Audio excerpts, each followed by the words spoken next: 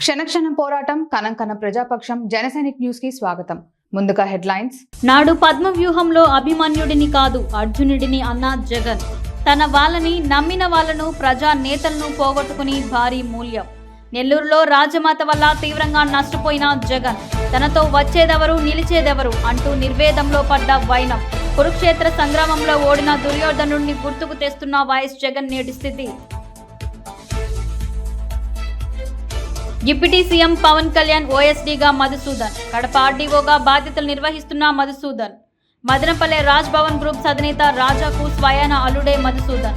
రాజాకు మిత్రులు, బంధువులు, సహచరుల నుంచి అభినందనలు, శుభాకాంక్షల వెల్లువ.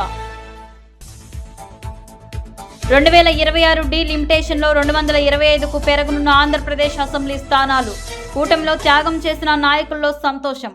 వైకాపా అధిష్టానంలో మాత్రం నిర్వేదం. ఉండేవారి లెక్కతో సతమతం అవుతుంటే పెరిగిన సీట్లకే నాయకుల్ని ఎక్కడ తెచ్చేది? ఇక డీటెయిల్స్ చూస్తే, పోనీ పోనీ పోతే పోనీ, సతుల్ సుతుల్ హితుల్ పోనీ, వస్తే రాని కష్టాల్ నష్టాల్ కోపాల్ తాపాల్ శాపాల్, వస్తే రాని తిట్లు రాట్లు పాట్లు. ఏంటి మహాప్రస్థానంలోని శ్రీశ్రీ గారి కవిత చెప్తున్నాను అనుకుంటున్నారా? ఆ మహానుభావుడు ఆ కాలంలో ఏ కాంటెస్ట్లో ఈ కవిత చెప్పారో కానీ ఇప్పుడు ఈ మాటలను వంట పట్టించుకున్నట్లు కనిపిస్తోంది మాజీ సీఎం వైసీపీ అధినేత జగన్. అవును, శ్రీశ్రీ కవితకు జగన్ ఆలోచన విధానానికి ఇప్పుడు పర్ఫెక్ట్ సింక్ కనిపిస్తోంది. ఎన్నికల ముందు తను అభిమన్యుడు కాదు అర్జునుడు అని పదే పదే చెప్పుకున్న జగన్మోహన్ రెడ్డి చివరికి దుర్యోధనుల్లా మిగిలారని రాజకీయ పండితులు అభిప్రాయపడుతున్నారు. వెళ్లిపోవాలనుకునే వారిని ఎంతమందిని ఆపగలం, ఎంతకాలమని ఆపగలం? అది వారి ఇష్టం. అది వారి విలువలు, నైతికతకు సంబంధించినవి. ఉండేవాళ్ళు ఉంటారు, పోయేవాళ్ళు పోతారు. దానికి మనమేం చేయగలం? ఇది ఇప్పుడు తన పార్టీ నేతలతో జగన్ చెబుతున్న మాటలు. ఆయన మాటల్లో కాస్త వైరాగ్యం కనిపిస్తుంది. ఉన్న పార్టీ నేతలు కూడా వెళ్ళిపోతారన్న భయం, బాధ కనిపిస్తుంది. ఇప్పుడు ఈ మాటలను ఎలా రిసీవ్ చేసుకోవాలో అర్థం కాక అయోమయంలో ఉన్నారు వైసీపీ నేతలు. బెంగళూరు నుంచి తాడేపల్లికి వచ్చిన వైఎస్ జగన్ నెల్లూరుకు వెళ్లి పిన్నెల్లిని పరామర్శించారు. కేడర్లో భరోసా నింపేలా, చంద్రబాబుకు కూటమి ప్రభుత్వానికి వార్నింగ్ ఇచ్చేలా మీడియా ముందు వ్యాఖ్యలు చేశారు. అయితే నెల్లూరు సబ్ జైల్లో ఉన్న మాచర్ల మాజీ ఎమ్మెల్యే రామకృష్ణారెడ్డిని ములాఖత్లో కలిసేందుకు జగన్ అక్కడికి వెళ్లారు. ఈ క్రమంలోనే జగన్ రామకృష్ణారెడ్డిని కలిసేందుకు లోపలికి వెళ్లినప్పుడు బయట ఉన్న వైసీపీకి చెందిన తాజా మాజీ మంత్రి, ఉమ్మడి చిత్తూరు జిల్లాకు చెందిన మాజీ ఎమ్మెల్యే మధ్య ఓ సంభాషణ జరిగినట్టు బయటకు వచ్చింది. ముందు సదరు మాజీ మంత్రి, మీ సామాజిక వర్గం వారే మా జిల్లాను నాశనం చేశారనగా మాజీ ఎమ్మెల్యే, అంతా మీ వల్లే, మీరే జిల్లాలో పార్టీని నాశనం చేశారని కౌంటర్ ఇచ్చారట. వెంటనే మాజీ మంత్రి, నాదేం లేదు, అంతా మీ వల్లే జరిగిందని చెప్పగా ఆ మాజీ ఎమ్మెల్యే, అసలు ఆమెను రాజమాత అని మీరెందుకు తిట్టారు? అక్కడ నుంచే కదా మన పార్టీ సర్వనాశనం మొదలైందని ప్రశ్నించారట. వెంటనే మాజీ మంత్రి, రాజమాత అంటే అదేమి తిట్టు కాదు కదా, మీ వాళ్ళ వల్లే పార్టీకి ఈ పరిస్థితి వచ్చిందని వారిద్దరూ వాదులాడుకుంటూ ఉండగా వెంటనే జగన్ భద్రతా సిబ్బందిలో ఒకరు కలగజేసుకుంటూ ఆ మాజీ మంత్రిని ఉద్దేశించి, సార్ మీ వల్లే పార్టీకి ఇబ్బంది మొదలైంది, అందరూ కలిసి పార్టీని ముంచారని చెప్పడంతో అక్కడితో ఆ గొడవ సద్దుమణిగిందట. ఇంతకు రాజమాత అంటే ఎన్నికలకు ముందు వైసీపీని విడి తెలుగుదేశం పార్టీలో చేరిన ఒక మహిళా నాయకురాలను ఉద్దేశించి అన్నట్టు బయటకు వచ్చింది. ఇంతకు ఎవరా రాజమాత అని ప్రశ్నించుకుంటే నెల్లూరు జిల్లాకు చెందిన మాజీ వైసీపీ నాయకురాలు, ప్రస్తుతం టీడీపీ నుంచి కోవూరు ఎమ్మెల్యేగా ఉన్న వేమిరెడ్డి ప్రశాంత్ రెడ్డి అని తెలుస్తోంది. ఎన్నికలకు ముందు వేమిరెడ్డి ప్రశాంత్ రెడ్డి, వేమిరెడ్డి ప్రభాకర్ రెడ్డి ఇద్దరు వైసీపీని విడి తెలుగుదేశంలో చేరి ఒకరు ఎంపీగా, మరొకరు ఎమ్మెల్యేగా విజయం సాధించారు. అయితే వైసీపీని విడిన ప్రశాంత్ రెడ్డిని ఆ పార్టీ నేతలు పదే పదే రాజమాత అని సెటారికల్ గా కౌంటర్లు వేశారు. వాస్తవంగా వేమిరెడ్డి దంపతులకు నెల్లూరు జిల్లాలో మంచి పేరుంది. అందుకే వారిద్దరూ విజయం సాధించడంతో పాటు టోటల్ జిల్లా మొత్తం మీద వైసీపీకి ఒక్క సీటు కూడా రాకుండా చేశారన్న ప్రచారం కూడా ఉంది. ఈ విధంగా కుమ్ములాటలు, ఆధిపత్య ధోరణులు, అహంకారపు మాటలతో సొంత వారిని నమ్మిన వారిని పోగొట్టుకుని ఆనాడు ఒంటరిగా కురుక్షేత్ర సంగ్రామంలో ఓటమి చెందిన దుర్యోధనుడు లాగా జగన్ మిగిలిపోయారని మేధావులు అభిప్రాయపడుతున్నారు. రాష్ట్ర డిప్యూటీ ముఖ్యమంత్రి పవన్ కళ్యాణ్ పర్సనల్ సెక్రటరీగా కడప ఆర్డీఓను నియమించుకున్నారు. రాష్ట్ర డిప్యూటీ సీఎం పవన్ కళ్యాణ్ ఓఎన్డీగా పర్సనల్ సెక్రటరీగా కడప ఆర్డీఓ మధుసూదన్ ను రాష్ట్ర ప్రభుత్వం నియమించింది. ఇటీవల జరిగిన ఎన్నికల్లో ఎన్నికలను పటిష్టంగా నిర్వహించేందుకు పటిష్టమైన చర్యలు తీసుకున్నారు. యంగ్ డైనమిక్ ఉన్నతాధికారిగా మధుసూదన్కు మంచి పేరుంది. కర్తవ్య నిర్వహణలో నిజాయితీగా నిలవడంతో ఆయనకు పలువురు నాయకులు అప్పట్లో అభినందనలు కూడా తెలిపినట్లు తెలుస్తోంది. కడప ఆర్డీఓ మధుసూదన్ సేవలను గుర్తిస్తూ రాష్ట్ర ప్రభుత్వం ఉప ముఖ్యమంత్రికి ఓఎన్డీగా నియమిస్తూ ఉత్తర్వులు జారీ చేశారు. ఈ మేరకు పవన్ కళ్యాణ్ను కలిసిన ఆయన పుష్పగుచ్చం అందజేశారు. ఆయన మదనపల్లిలో రాజ్ భవన్ గ్రూప్స్ అధినేత, పట్టణంలో ప్రముఖ వ్యాపారి రాజాకు స్వయాన అల్లుడు కావడం విశేషం. మధుసూదన్ను పవన్ కళ్యాణ్ ఓఎస్డీగా నియమించడం పట్ల రాజ్ భవన్ రాజాకు పట్టణంలోని పలువురు బంధువులు, మిత్రులు, సహచరులు అభినందనలు, శుభాకాంక్షలు తెలియజేశారు. ఏపీలో హాట్ టాపిక్. కాంగ్రెస్ పార్టీ వేదిక మీదుగా YS Vijayamma, Jaganmohan Reddy phone calls కి దొరకని అమ్మ, చెల్లి, వైఎస్ఆర్ సతీమణి, మాజీ సీఎం వైఎస్ జగన్ తల్లి వైఎస్ విజయమ్మ కాంగ్రెస్ వేదిక మీద కనిపించనున్నారు అని అంటున్నారు. గత ఎన్నికల్లో కడప పార్లమెంట్ స్థానంలో తన కూతురు Congress party AP chief YS షర్మిలను గెలిపించాలని అమెరికా నుండి విజయమ్మ వీడియో మెసేజ్ పంపారు. జగన్ పార్టీకి చాలా కాలం పాటు అధ్యక్షురాలిగా వ్యవహరించిన విజయమ్మను గత ఎన్నికల ముందు ఆ పదవి నుంచి జగన్ తొలగించారు.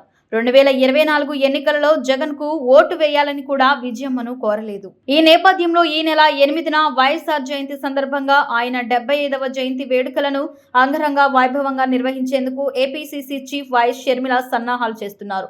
ఆమె ఏకంగా సోనియా గాంధీ, రాహుల్ గాంధీ, ప్రియాంక గాంధీలను ఈ వేడుకల కోసం ఆహ్వానించారు. విజయవాడ నడిబొడ్డున జరిగే వైఎస్ఆర్ జయంతి కార్యక్రమానికి విజయమ్మ పాల్గొంటారని వార్తలు వస్తుండడం విశేషం. జగన్ ని కలవాలని తల్లి వైఎస్ విజయమ్మ కాంగ్రెస్ పార్టీ వేదికగా జరిగే కార్యక్రమానికి హాజరవుతూ ఉండటంపై చర్చనీయాంశంగా మారింది. తెలుగుదేశం పార్టీ జాతీయ ప్రధాన కార్యదర్శి, పీలేరు నియోజకవర్గ శాసనసభ్యులు నల్లారి కిషోర్ కుమార్ రెడ్డి నియోజకవర్గంలో భారీ మెజారిటీతో గెలుపొందారు. శాసనసభ్యులు హోదాలో తొలిసారి వాల్మీకిపురం రావటంతో ఉప్పొంగిన ఉత్సాహం, ఉవ్వెత్తుతూ ఎగిరిన అభిమానంతో ద్విచక్ర వాహనాలతో భారీ ర్యాలీ చేపట్టిన టీడీపీ, బీజేపీ, జనసేన నాయకులు, కార్యకర్తలు నల్లారి అభిమానులతో 3 గంటల పాటు కొనసాగింది. అడుగడుగునా బాణాసంచాలు, పూల స్వాగతం, మహిళల హారతులు, పూలమాలతో ముంచెత్తారు. అనంతరం వాల్మీకిపురం రైతు మార్కెట్ యార్డులో కార్యకర్తలతో ఆత్మీయ సమావేశంలో పాల్గొన్నారు. కిషోర్ కుమార్ రెడ్డి మాట్లాడుతూ భూ అక్రమాలు, అక్రమ ఇసుక రవాణా, మట్టి మాఫియా, వైన్స్ లాంటి అక్రమ సొమ్ముతో నన్ను ఓడించడానికి ఎన్నో ప్రయత్నాలు, ఎన్నో ఎత్తులు వేశారని, ఆ ఎత్తులన్నిటినీ ప్రజలు చిత్తు చేశారని, ప్రజాభిమానం ముందు అక్రమ సొమ్ము పనిచేయదని పరోక్షంగా పెద్దిరెడ్డి కుటుంబంపై విమర్శలు గుప్పించారు. ఇదే వాల్మీకిపురం మండలంలోని మా కుటుంబ సభ్యులు ప్రచారం చేస్తుంటే ధైర్యంగా ఎదుర్కోలేక ఓర్చుకోలేని సన్నాసులు తమ వెకిలి చేష్టలతో ప్రచార వాహనాన్ని నిప్పు పెట్టి భయపెట్టాలని చూశారని మండిపడ్డారు. 1962 నుండి రాజకీయాలు చేస్తున్నాము. ఇప్పటికీ 15 సార్లు పోటీ చేశామని, మీలాగా స్వార్థ రాజకీయాలు నల్లారి కుటుంబం ఇంట వంట లేదని దెబ్బిపొడిచారు. స్వార్థ రాజకీయాలకు చర్మగీతం పాడుదాం, స్వచ్ఛమైన రాజకీయాలు చేద్దాం, నియోజకవర్గ అభివృద్ధికి పాటుపడాలని కూటమి కార్యకర్తలకు పిలుపునిచ్చారు.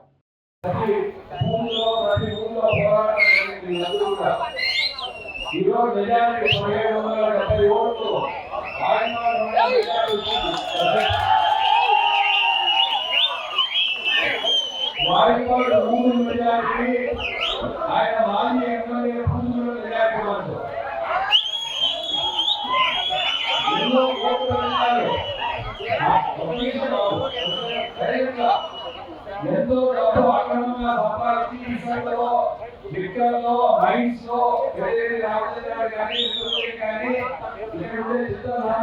వేల కోట్లు డబ్బు సంపాదించి మన 95 కోట్లు ఎలక్షన్లు. లెక్క ఎక్కువైనా పర్లేదు, తక్కువ కాకుండా చూసుకో అనేది ఓ తెలుగు సినిమాలోని పవర్ఫుల్ డైలాగ్. నాయకుల లెక్క ఎక్కువే కావాలంటున్నాయి తెలుగుదేశం, జనసేన పార్టీ అధిష్టానాలు. జగన్ మాత్రం ఉన్న లెక్క ఉంటుందో ఊడుతుందో అనే నిర్వేదంలోకి వెళ్ళిపోయాడు. కూటమి నేతలకు రాబో రోజులు ఖుషీగా ఉండనున్నాయా? ఈ షాకింగ్ లెక్క ఏమిటి అనుకుంటున్నారా? అయితే ఈ వార్తలోకి తొంగి చూడాల్సిందే. గత ఎన్నికల్లో ఆంధ్రప్రదేశ్ లో జనసేన, తెలుగుదేశం పార్టీ, బీజేపీ 3 కలిసి పొత్తు పెట్టుకుని ఎన్నికల్లో పోటీ చేశాయి. నిజం చెప్పాలంటే 3 పార్టీలకు చెందిన నేతల్లో చాలా మంది సీట్లు వదులుకొని త్యాగాలు చేశారు. అయితే వచ్చే ఎన్నికల నాటికి వీరి త్యాగాలకు ఫలితం ఉండబోతుంది. 2026లో నియోజకవర్గాల పునర్విభజన జరుగుతుంది. అప్పుడు ఆంధ్రప్రదేశ్లో మరో 50 సీట్లు అదనంగా రానున్నాయి. ప్రస్తుతం ఉన్న 175 అసెంబ్లీ నియోజకవర్గాల స్థానంలో మొత్తం 225 స్థానాలు ఏర్పడబోతున్నాయి. అప్పుడు చాలా మంది కొత్త నేతలకు ఎమ్మెల్యేగా పోటీ చేసే అవకాశం రానుంది. ఇప్పుడు టీడీపీ, జనసేన, బీజేపీలో త్యాగాలు చేసిన వారిలో చాలా మందికి అప్పుడు సీట్లు రానున్నాయి. ఇక కొత్త తరంలో కూడా చాలా మంది ఎమ్మెల్యేలు తమ అదృష్టాన్ని పరీక్షించుకోవచ్చు. ప్రతి పార్టీలోనూ చాలా మంది కొత్త తరం నేతలు, కొత్త వారు ఎమ్మెల్యేలుగా పోటీ చేసేందుకు అవకాశం ఉంటుంది. అది కూడా సరికొత్తగా ఏర్పాటు చేసిన నియోజకవర్గాల్లోనూ సుమా. పైగా అధికార పార్టీ కావడంతో టీడీపీ, జనసేన, బీజేపీ నుంచి పోటీ చేసేందుకు ఎక్కువ మంది బలమైన అభ్యర్థులు దొరుకుతారు. అదే టైంలో పార్టీ ఘోరంగా ఓడిపోయి కేవలం 11 సీట్లకే పరిమితమైన వైసీపీ నుంచి ఏకంగా 225 అసెంబ్లీ స్థానాల్లో అభ్యర్థులు పోటీ చేయడం అంటే పెద్ద షాక్ అనే చెప్పాలి.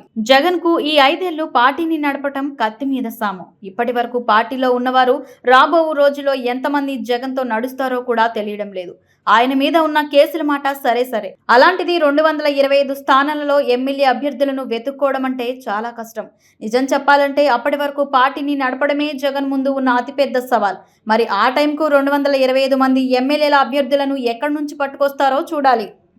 అన్నమయ్య జిల్లాలోని మదనపల్లె డివిజన్లో పలు పోలీస్ స్టేషన్లో పట్టుబడ్డ అక్రమ మద్యం, నాటుసారా ధ్వంసం చేసిన సెబ్ స్థానిక పోలీసులు. అన్నమయ్య జిల్లా ఎస్పీ బి కృష్ణారావు ఉత్తర్వుల మేరకు ఈ చర్యలు తీసుకున్నట్లు వారు వెల్లడించారు. Madanapalle SDPO G Prasad Reddy, SEB ES శ్రీనివాసుల ఆధ్వర్యంలో 59 కేసులలో సీజ్ చేసిన మద్యం, నాటుసారాను మదనపల్లె శివార్లోని కనుమలో గంగమ్మ గుడి సమీపంలో డోజర్ ద్వారా 2,83,000 రూపాయల మద్యం ధ్వంసం చేశారు.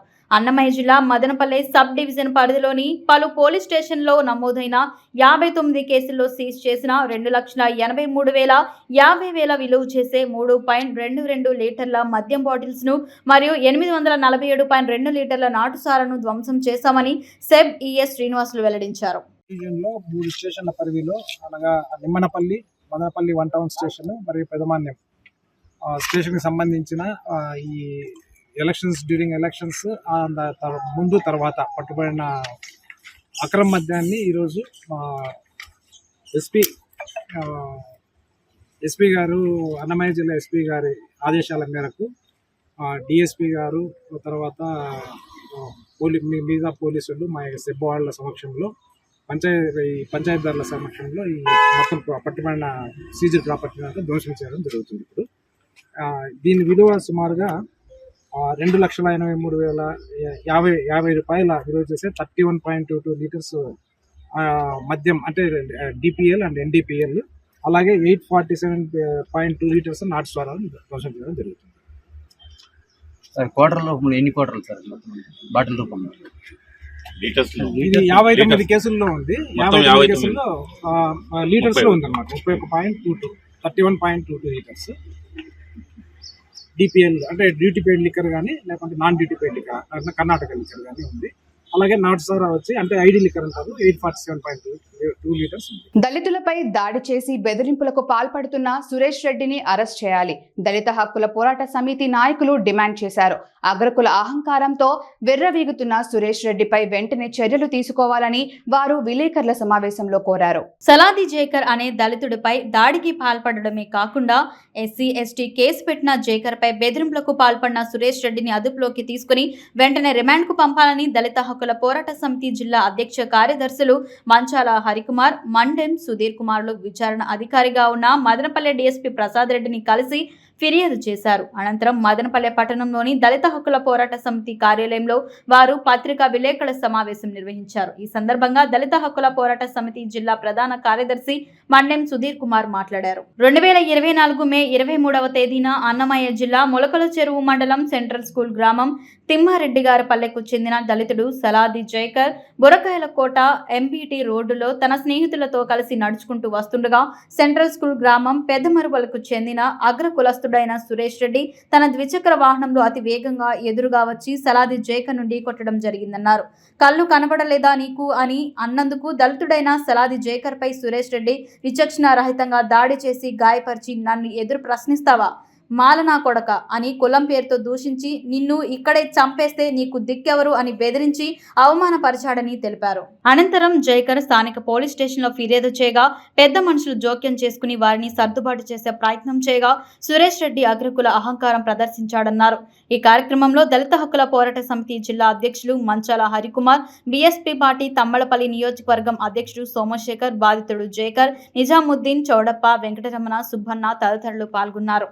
కులానికి చెందినటువంటి సలాది జయాకర్ అనేటువంటి వ్యక్తి మే నెల 23వ తారీఖున బురకాయలకోట ఎంబీకే రోడ్లో తన స్నేహితులతో కలిసి రోడ్డు మీద వెళ్తున్నటువంటి సందర్భంగా పెద్దమొరవపల్లికి చెందినటువంటి సురేష్ రెడ్డి అనే వ్యక్తి తన స్కూటర్లో ఎదురుగా వచ్చి సలాది జైకర్ను ఢీకొట్టడం జరిగింది.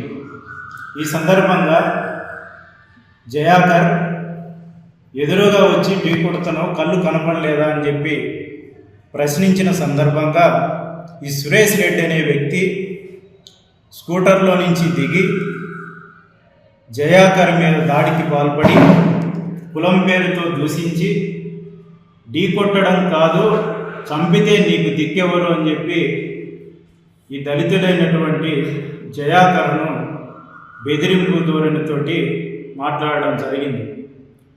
ఈ విషయం పైన జయాకర్ స్థానిక పోలీస్ స్టేషన్లో ఫిర్యాదు చేయగా పెద్ద మనుషులు కేసు వద్దు, ఒకే గ్రామానికి సంబంధించిన వ్యక్తులు ఏదో మాట్లాడుకోండి అనే. వార్తలు ముగించే ముందు హెడ్లైన్స్ మరోసారి. నాడు పద్మ వ్యూహంలో అభిమన్యుడిని కాదు అర్జునుడిని అన్న జగన్. తన వాళ్ళని నమ్మిన వాళ్లను ప్రజా నేతలను పోగొట్టుకుని భారీ మూల్యం. నెల్లూరులో రాజమాత వల్ల తీవ్రంగా నష్టపోయిన జగన్. తనతో వచ్చేదెవరు నిలిచేదెవరు అంటూ నిర్వేదంలో పడ్డ వైనం. కురుక్షేత్ర సంగ్రామంలో ఓడిన దుర్యోధనుడిని గుర్తుకు తెస్తున్న వైఎస్ జగన్ నేటి స్థితి.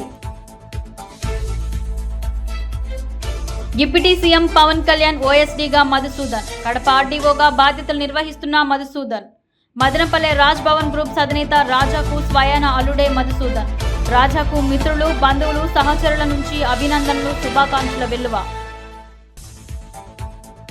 2026 డీలిమిటేషన్లో 225కు పెరగనున్న ఆంధ్రప్రదేశ్ అసెంబ్లీ స్థానాలు.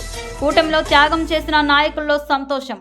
వైకాపా అధిష్టానంలో మాత్రం నిర్వేదం. ఉండేవారి లెక్కతో సతమతం అవుతుంటే పెరిగిన సీట్లకే నాయకుల్ని ఎక్కడ తెచ్చేది? క్షణక్షణం పోరాటం, కనం ప్రజాపక్షం. జనసైనిక్ న్యూస్ ఇంతటితో సమాప్తం. తిరిగి రేపటి బులెటిన్లో మళ్ళీ కలుద్దాం. అంతవరకు సెలవు. నమస్కారం.